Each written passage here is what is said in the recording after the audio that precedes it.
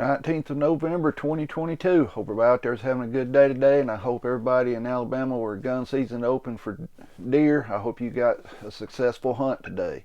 I didn't hunt today.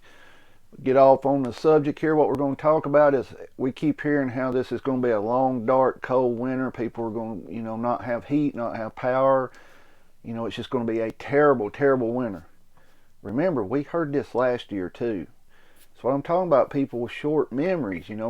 I saw a couple channels on here talking about how it's cold. That we're just not used to this cold this early in the season. Well, last year I know it was this cold simply because I was out deer hunting and I had gotten 2 deers, and some of y'all know what I'm talking about, the cheap Igloo coolers, the blue ones. That's not the good ones. You put ice in them, and ice only lasts a day maybe, or half a day in the winter in them.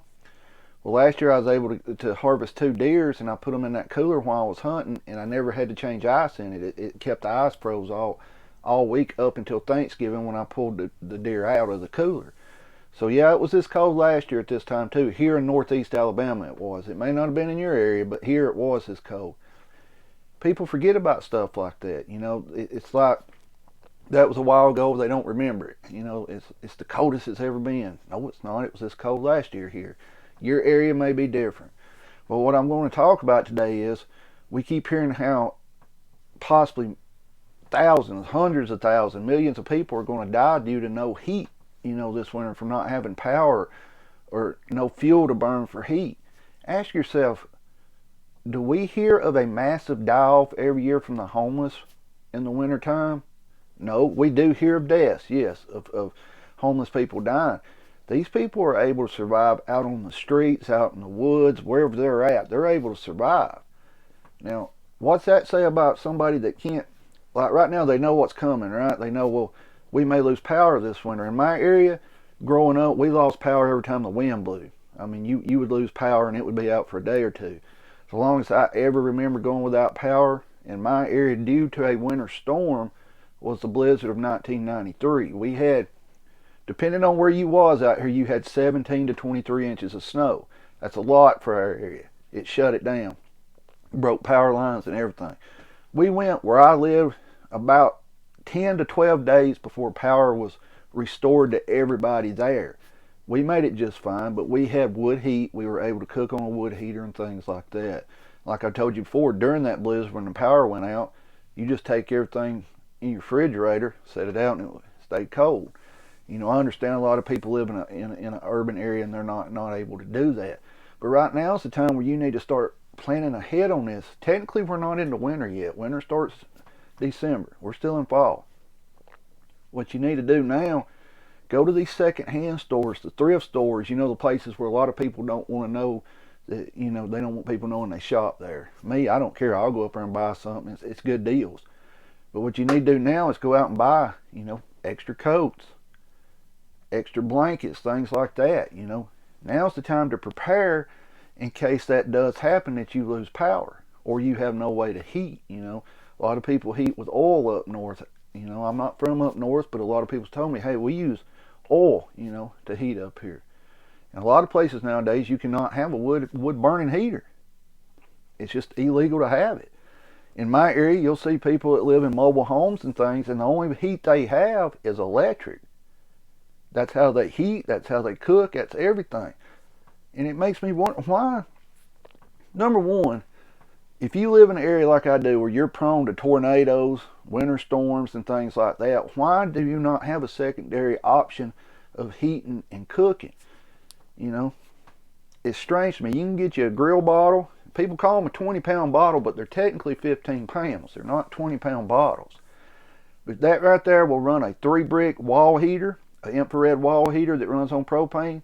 On low, you'll get about 3 days out of one bottle. On low, running it non-stop. You turn it up on medium or something like that, that's going to cut your time back on it. But right now in our area, if you've got a grill bottle, you can get it filled for around $15. That's 3 days worth of heat. Now if you're cooking, you got a gas stove or something, you need another grill bottle. You don't want to run everything off the same bottle. It's just going to eat your fuel up quicker. But now's the time you need to be preparing for this. You need to be thinking, hey, it may get cold here, we may lose power. You know, I may need to go get more blankets. I may need to go get this. Or now's the time to do it, not when it's fixing to happen or after it's already happened. That's the point of prepping.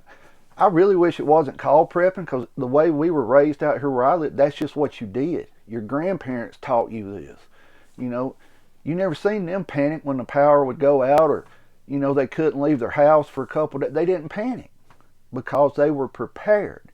They weren't prepping, per se, as we call it nowadays. They were just doing their normal life. You know, they canned food in the summertime. They had extra money. They bought extra food.